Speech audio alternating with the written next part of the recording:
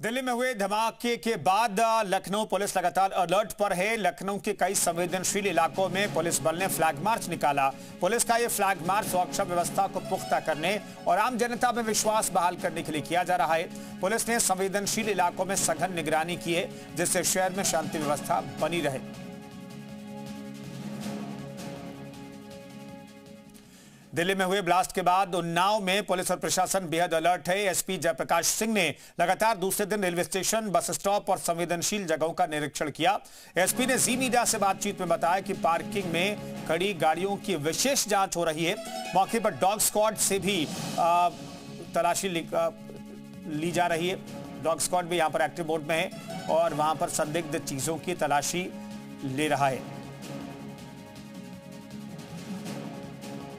तो कल पूरे प्रदेश में हाई अलर्ट लागू किया गया था। हाई अलर्ट के देखते हुए कल हम लोगों ने आके चेक किया था। मैं था, डीएम साहब थे और प्रशासनिक अधिकारी। इसी के क्रम में दिन में भी कई जगह चेकिंग कराई गई थी। शाम को एक बार पुनः हम लोग रेलवे स्टेशन पूरा चेक कर रहे हैं और उन्नाव का जो भी भीड़ वाला स्थान होगा उसको भी चेक किया जाएगा। साथ में यहाँ आरपीएफ और जीआरपी भी है, तो जनपदीय पुलिस के साथ कोऑर्डिनेट करते हुए आरपीएफ और जीआरपी के साथ पूरा स्टेशन चेक कराया जाएगा। हम लोग एक कोशिश करेंगे कि कहीं किसी प्रकार की घटना दुर्घटना न होने पाए।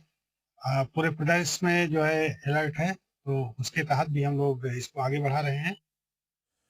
दिल्ली में हुए बम ब्लास्ट के बाद पूरे देश में अलर्ट जारी है और आतंक की तार से जुड़े सहारनपुर में सुरक्षा के विशेष इंतजाम किए गए हैं। सुरक्षा एजेंसियां सहारनपुर में डॉक्टर आदिल के कनेक्शन को खंगाल रही है। एसटीएफ ने आज 2 संदिग्धों को और यूपी एटीएस ने एक संदिग्ध को हिरासत में लिया है। माना जा रहा है कि उनके तार पहले पकड़े गए जैश ए मोहम्मद की आदिल अहमद राथर या फिर तीतरो क्षेत्र के बिलाल से हो सकते हैं।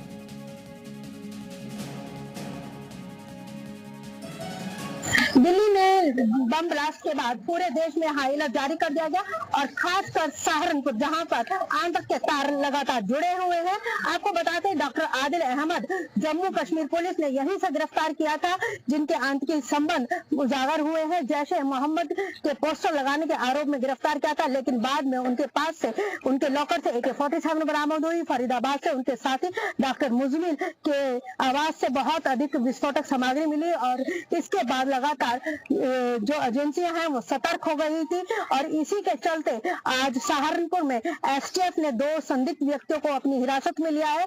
वहीं एटीएस ने एक संदिग्ध व्यक्ति को अपनी हिरासत में लिया है।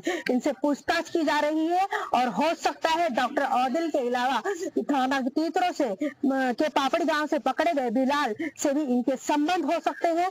फिलहाल इन तीनों व्यक्तियों से पूछताछ की जा रही है और पूछताछ के बाद ही कुछ नए चेहरे और कई नए सूत्र खुलासे होने की संभावना है। नीना जैन, जी मीडिया, सहारनपुर।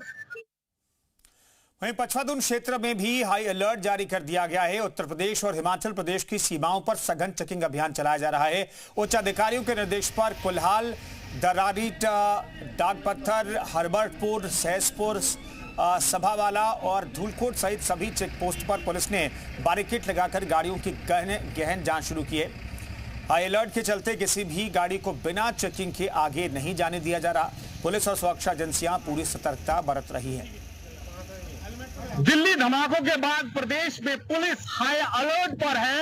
हर आने जाने वाले की सघन चेकिंग की जा रही है और खास तौर से जो प्रदेश के बॉर्डर हैं उन पर पुलिस मुस्तैद नजर आ रही है। सामने तस्वीरें देख लीजिए, ये कुल्हाल बॉर्डर है, हिमाचल प्रदेश की सीमा से प्रदेश को जोड़ता है और ठीक इसी तरीके से उत्तर प्रदेश की सीमा से जोड़ने वाले दर्रारीट चेक पोस्ट पर भी इसी तरीके से सघन चेकिंग अभियान चलाया जा रहा है। हर आने जाने वाली गाड़ी की गहनता से चेकिंग हो रही है और लगातार पुलिसकर्मी, जितने पुलिसकर्मी हैं वो हर गाड़ी को बारीकी से चेक कर रहे हैं और जितने प्रदेश में लोग दाखिल हो रहे हैं और अगर कोई संदिग्ध व्यक्ति दाखिल होता है तो उसकी पूरी तरीके से एंट्री और उसके जो दस्तावेज हैं उसकी जांच पड़ताल के बाद ही उसे प्रदेश में दाखिल होने दिया जा रहा है। और कुल्हाल चेक पोस्ट पर लगातार कल रात से ही पुलिस की पैनी नजर है।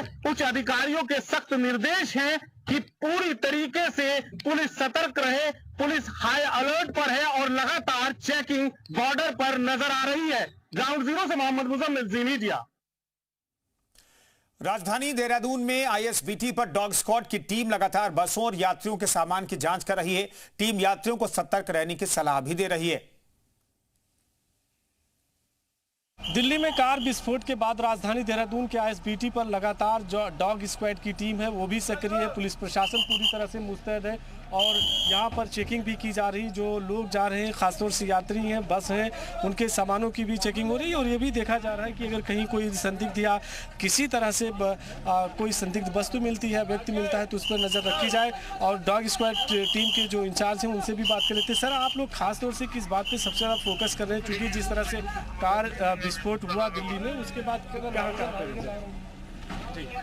देखिए ऐसा है, हम लोग जो हैं सभी लोग इस समय पुलिस विभाग हो गया, बीडीएस टीम होगी, अन्य और टीमें हैं जहां आपकी भीड़ भाड़ है, भीड़ भाड़ वाला इलाका, अदर्स जहाँ आपका रेलवे स्टेशन है या ऐसी जगह पे जहाँ पे संदिग्ध है, गाड़ियाँ हैं हमारी, हम लोग रात से चेकिंग कर रहे हैं। और ये बहुत ज़रूरी है कि ये हम लोग पिछले साल से ही लगातार जो है इस चीज़ को, हमारे भी एक मौलिक कर्तव्य बनता है और हमारी ड्यूटी बनती है कि हम आसपास की चीज़ों का ध्यान रखें।